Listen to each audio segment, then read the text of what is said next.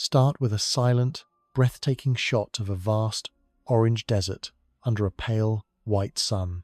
The landscape is alien, with immense, wind-scoured rock formations and dunes of red-black sand. The sky is a thin, hazy violet.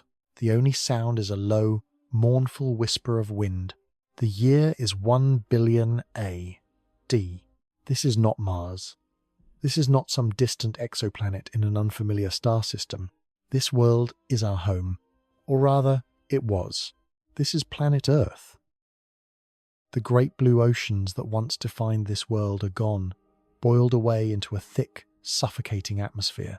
The verdant continents, once teeming with life, have been scoured clean by unrelenting heat and sterilized by radiation. The air itself is a toxic brew, unbreathable, a crushing blanket of carbon dioxide and steam. The sun, once a nurturing yellow star, now hangs in the sky as a bloated, overly brilliant white orb, nearly 10% more luminous than in our time. It is a furnace door left ajar. There are no cities, no ruins, not even the fossilized memory of bone. 1 billion years is an eternity, an expanse of time so profound that it erodes not just mountains and monuments, but the very chemical signatures of a civilization. In this profound, terrible silence, one question echoes louder than any sound. Where are we? After 1 billion years of cosmic evolution, stellar mechanics, and the relentless march of time, what became of humanity? Did the brilliant, quarrelsome, star-gazing ape that once dominated this world simply fade away? Or did we, against all odds, find a way to endure, to transform, to carry the flickering candle of consciousness out into the great, star-dusted dark? Our story is not yet finished. But its final chapters will be written on a canvas of time so vast it challenges our very ability to comprehend. To understand the chasm of 1 billion years, we must first recalibrate our sense of time. Imagine the entire 13.8 billion year history of the universe compressed into a single calendar year. The Big Bang happens in the first second of January 1st. Our own Milky Way galaxy doesn't fully form until May. Our solar system, our sun, our Earth, are latecomers, coalescing from dust and gas in early September. The first complex, multicellular life on this planet, the Cambrian explosion, doesn't occur until the middle of December. The dinosaurs, those magnificent rulers of a lost world, roam the Earth from Christmas Day until they are abruptly wiped out on December 30th. And humanity? All of our recorded history, from the first Sumerian clay tablets to the missions to Mars, occupies only the last 10 seconds before midnight on New Year's Eve. The Roman Empire rises and falls in less than a second. The Renaissance is a flicker. Your entire lifetime is a nearly imperceptible sliver of the final tick of the clock. The question we are asking is what happens to our species by next April, in the calendar of the cosmos. It is a journey into the deep future, a future governed by forces of unimaginable power and scale. The first and most inexorable of these forces is the loyalty of our own star. Our sun has been the engine of life on Earth for over 4 billion years. It is a predictable, stable, middle-aged star, a sphere of incandescent plasma powered by the most fundamental process in the universe, nuclear fusion. Deep within its core, pressures and temperatures beyond any earthly comparison crush hydrogen atoms together to form helium. Each second, 600 million tons of hydrogen are converted, releasing a torrent of energy that radiates outwards, warming our world and fueling all life. But this process, this benevolent stellar heartbeat, has a built-in clock of obsolescence. The sun is not a perpetual motion machine. It is a star with a finite lifespan, and it is aging. As the hydrogen in the sun's core is fused into helium, this helium ash builds up. It is denser than the surrounding hydrogen and sinks to the very center, forming an inert core that does not participate in fusion. This growing helium core exerts a powerful gravitational pull, squeezing the surrounding shell of hydrogen, increasing the pressure and temperature. This, in turn, accelerates the rate of nuclear fusion in that shell. It's a feedback loop. The consequence is subtle yet apocalyptic. The sun is slowly, relentlessly getting brighter. For every billion years that pass, our star's total energy output increases by roughly 10%. This is the great, silent threat that looms over our distant future. A gentle warming that will, over geological time, become a planetary execution. The process has already begun. A billion years from now, that 10% increase in luminosity will be the fatal blow.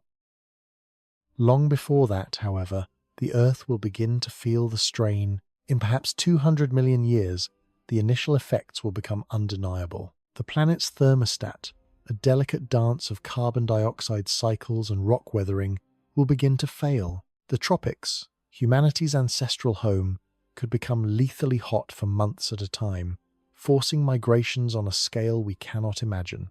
The planet will grow feverish. By 600 million years from now, we reach a catastrophic tipping point. The increasing solar energy will accelerate the evaporation of water from the oceans. Water vapor is a potent greenhouse gas, far more effective at trapping heat than carbon dioxide. More heat leads to more evaporation, which leads to more water vapor in the atmosphere, which traps even more heat. This is the moist greenhouse effect, a runaway cycle of planetary warming from which there is no return. The atmosphere will become thick with steam, and the temperature will begin to spiral upwards. The oceans, the cradle of all life on this world, will begin to boil. Picture it, a slow, inexorable steaming. First the shallow coastal waters, then the great abyssal plains. The surface of the planet becomes a global sauna, with pressures and temperatures that would kill any complex life instantly. The sky, once blue, would be perpetually shrouded in a thick, white haze of cloud and steam. Life's great chemical engine, photosynthesis, will grind to a halt. The elevated temperatures will destroy the complex proteins that plants use to capture sunlight. The great forests and phytoplankton blooms will wither and die, starving the atmosphere of new oxygen. The planetary life support system will shut down, one component at a time. Any life that survives will be microbial, extremophiles clinging to existence in cooler, subterranean pockets, a final, faint echo of Earth's once glorious biosphere. By the 1 billion year mark, the process is complete. The Sun, now a visibly larger and harsher star in the sky, has baked our world into sterility. The oceans have vanished, their water dissociated by solar radiation into hydrogen and oxygen. The light hydrogen escapes into space, lost forever. The Earth is dry, hot, dead. A world more akin to modern-day Venus than the lush Eden we know. This is our planet's default trajectory. The fate written in the laws of stellar physics, discovered by pioneering astrophysicists like Arthur Eddington in the early 20th century. They peered into the hearts of stars using the language of mathematics and revealed not only how they shine, but also how they must inevitably die, and in doing so, how they will one day destroy their own children. For any version of humanity to survive this future, it cannot be on Earth. Our species must leave the cradle permanently. But the Sun is not the only cosmic threat we face. Our galaxy, the Milky Way, is a beautiful, sprawling metropolis of 400 billion stars. But like any metropolis, it is not without its dangers. It is a dynamic, and sometimes violent, place. Lurking throughout its spiral arms are ticking time bombs, massive stars, dozens of times heavier than our Sun, that live fast and die young. At the end of their lives, they collapse under their own immense gravity and explode with unimaginable fury. We call these explosions supernovae. A single supernova can briefly outshine its entire host galaxy. It unleashes a flood of high-energy radiation and particles that can sterilize anything in its immediate cosmic neighborhood. Fortunately, the odds of a star going supernova close enough to cause us direct, catastrophic harm within 50 light-years or so are exceedingly low. But there is a more sinister and far more potent variant of stellar death, a gamma-ray burst, or GRB. These are the most powerful explosions the universe has witnessed since the Big Bang itself. Imagine a hypermassive, rapidly spinning star collapsing into a black hole As material falls into the nascent black hole, immense jets of energy, focused by powerful magnetic fields, are blasted out from its poles. These are not explosions that radiate in all directions. They are focused beams of gamma rays, traveling at the speed of light. They are cosmic death rays, capable of traversing thousands of light years with their lethal power intact. If such a beam were to strike the Earth, even from halfway across the galaxy, the consequences would be devastating. The burst itself would last only a few seconds, but its impact would be felt for decades. The immense flood of gamma rays would slam into our upper atmosphere, ripping apart nitrogen and oxygen molecules. This would trigger a cascade of chemical reactions, creating vast quantities of nitrogen oxides. These compounds would rapidly destroy the ozone layer, our planet's fragile shield against the sun's ultraviolet radiation. With the ozone layer gone, the full, unfiltered harshness of solar UV rays would pour down, scorching the surface of the planet.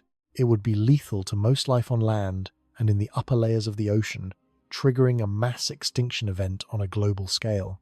Some paleontologists speculate that just such an event, a distant GRB, may have been the culprit behind the Ordovician extinction 450 million years ago, which wiped out 85% of all marine species.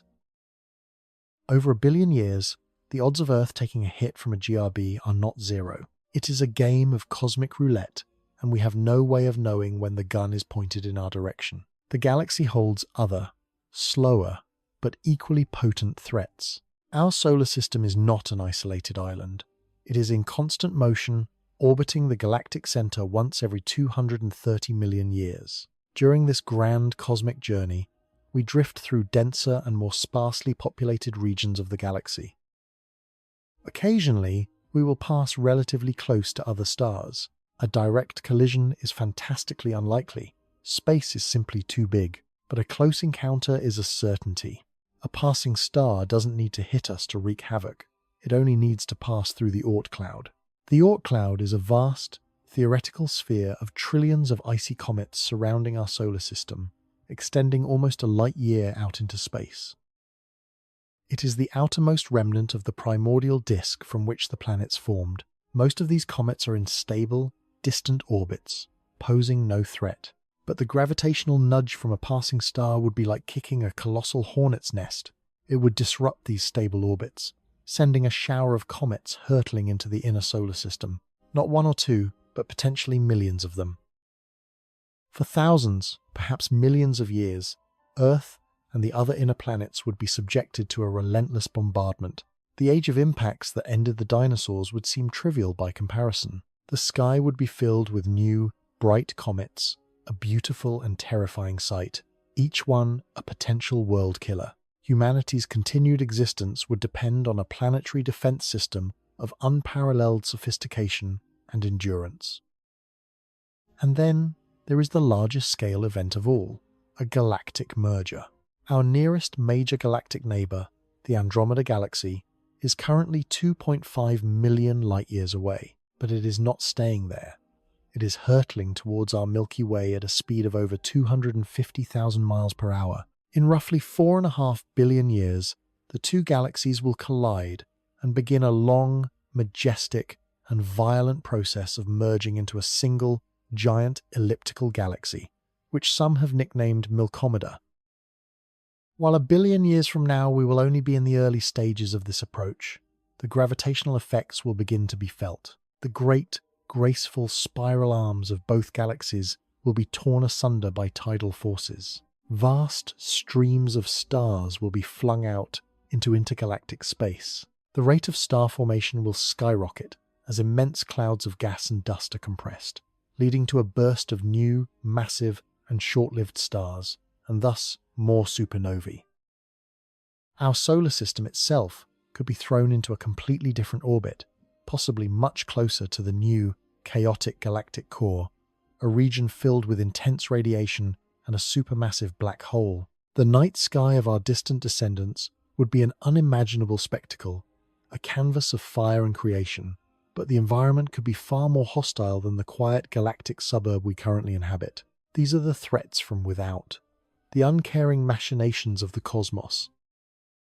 But humanity also faces dangers born from our own planet and from within ourselves. The ground beneath our feet feels solid, but it is a thin, brittle crust floating on a sea of molten rock. The Earth is a living, breathing planet, and sometimes it breathes fire. We are familiar with volcanoes, but deep beneath the surface lie threats of a completely different order of magnitude: supervolcanoes.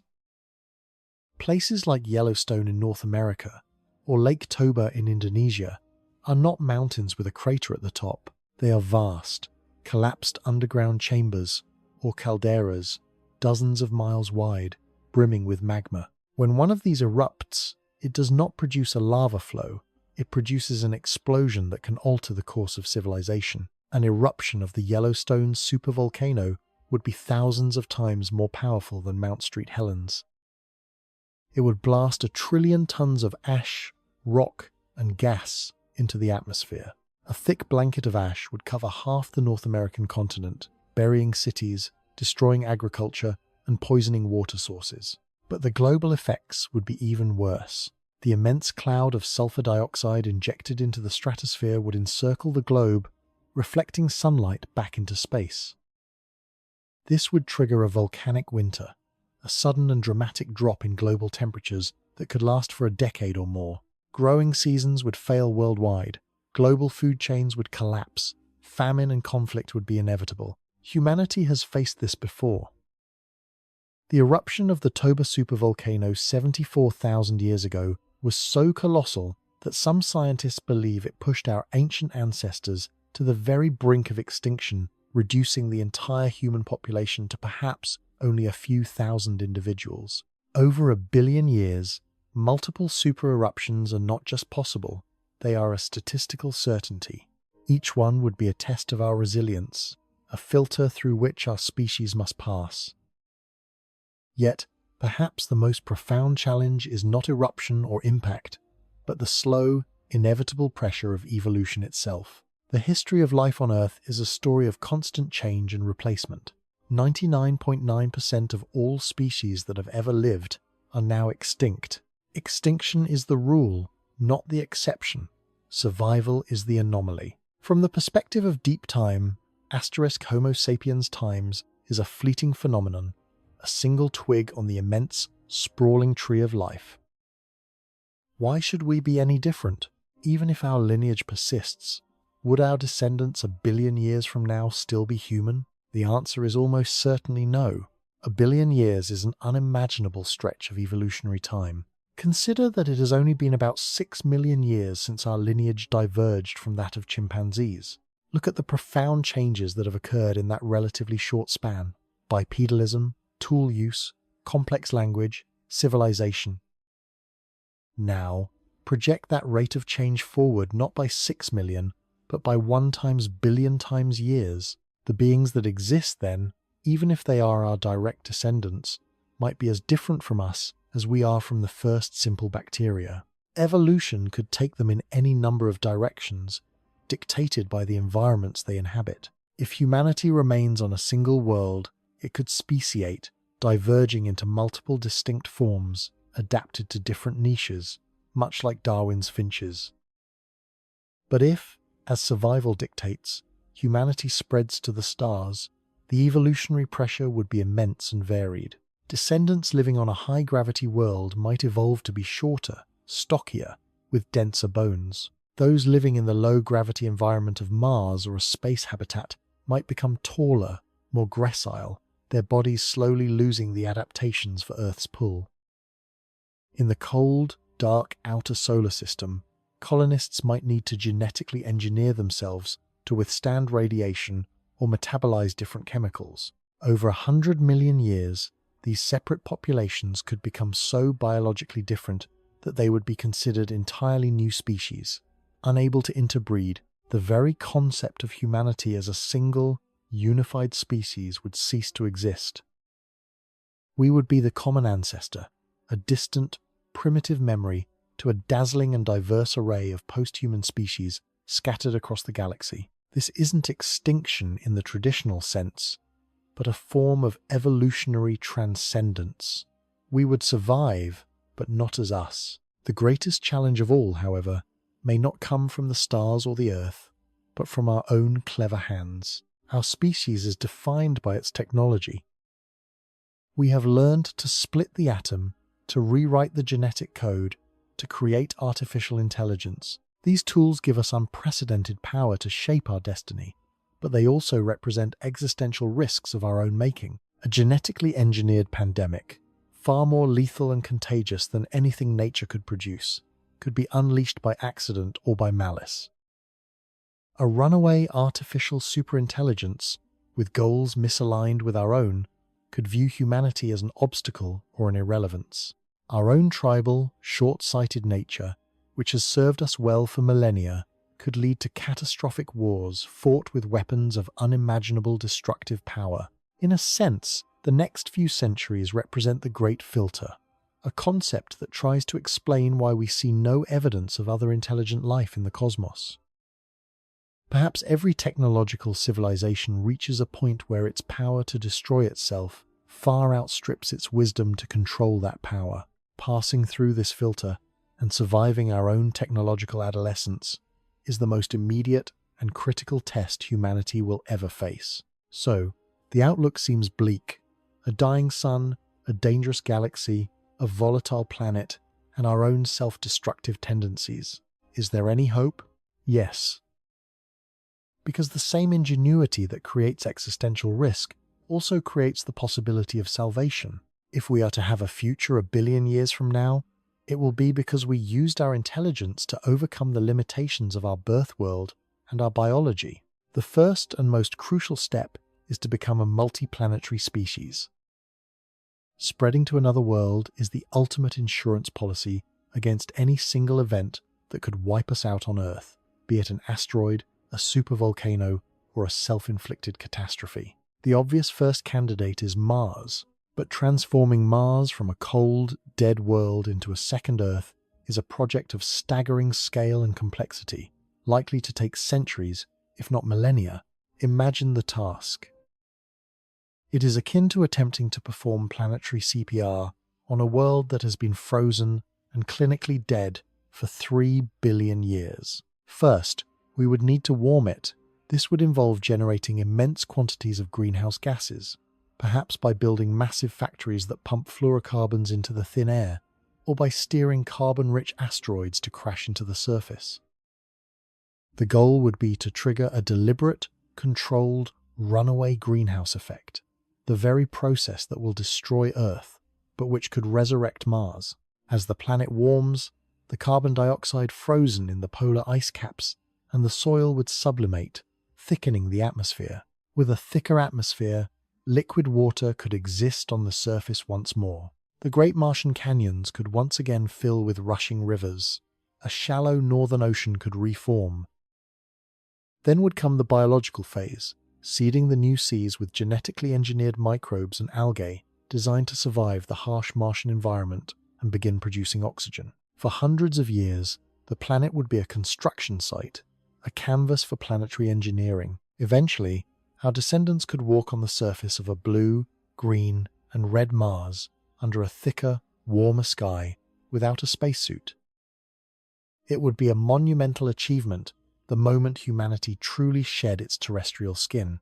But Mars is only a temporary reprieve. It, too, will be sterilized by the expanding sun just a few 100 million years after Earth.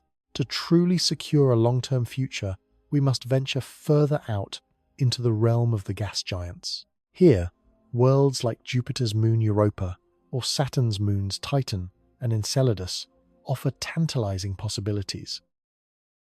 These are not places we could terraform in the traditional sense.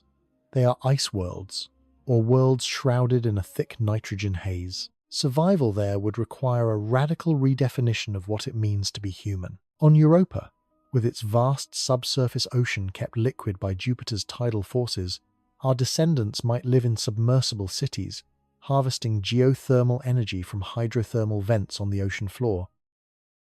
They might engineer themselves to withstand the crushing pressures and the cold, perhaps even incorporating bioluminescence. On Titan, with its liquid methane lakes and rivers under a thick orange sky, they might build domed habitats and develop a completely different kind of biochemistry. These would be new cradles for new kinds of humanity, scattered seeds taking root in alien soil. Ultimately, however, even the solar system is a temporary home. To survive for 1 billion years, to outlast our own sun, our lineage must take the greatest step of all. We must go interstellar. The challenge is almost beyond words. The distances are a form of tyranny. The nearest star to our sun, Proxima Centauri, is over 4 light-years away. Our fastest current spacecraft, the Voyager probes, would take over 70,000 years to cover that distance. To cross the void between stars in a reasonable time frame requires a fundamental revolution in propulsion technology. Perhaps we will harness the power of nuclear fusion, creating miniature stars within our engines to drive ships at a significant fraction of the speed of light. Or maybe we will build vast, gossamer-thin solar sails pushed by the light of the sun, or even more powerfully, by colossal laser arrays based on Earth or the Moon. This is the idea behind projects like Breakthrough Starshot, which envisions sending tiny, wafer-thin nanocraft to the nearest stars, accelerated to 20% of the speed of light by a gigawatt laser beam. These would be robotic explorers, but the same principle could one day be scaled up for larger vessels. For journeys to more distant stars, even these speeds may not be enough. This leads to the concept of the generation ship, a self-contained world in a bottle.